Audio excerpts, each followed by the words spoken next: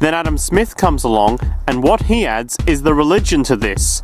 Locke started with God made it all this way, this is God's right, and now we get, also with Smith saying, it's not only God's. Well, he's not actually saying this, but this is what's happening philosophically in principle. He's saying that it is not only a question of private property, that's all now presupposed, it's given. And that there's money investors that buy labour, given. There's no limit to how much they can buy of other men's labour, how much they can accumulate, how much inequality. That's all given now.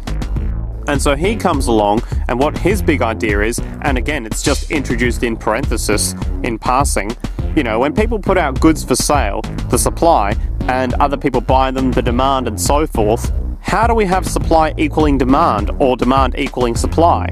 How can they come into equilibrium? And that is one of the central notions of economics, is how do they come into equilibrium? And he says, it's the invisible hand of the market that brings them into equilibrium. So now we have, God is actually immanent. He didn't just give the rights to property and all its wherewithal and its natural rights regarding what Locke said. Now we have the system itself as God. In fact, Smith says, when he talks, and you'll never find this quote, and you have to read the whole of the Inquiry into the Wealth of Nations to find it. He says, the scantiness of subsistence sets limits to the reproduction of the poor, and that nature can deal with this in no other way than elimination of their children. So he anticipated evolutionary theory in the worst sense. This is well before Darwin. And so he called them the race of labourers.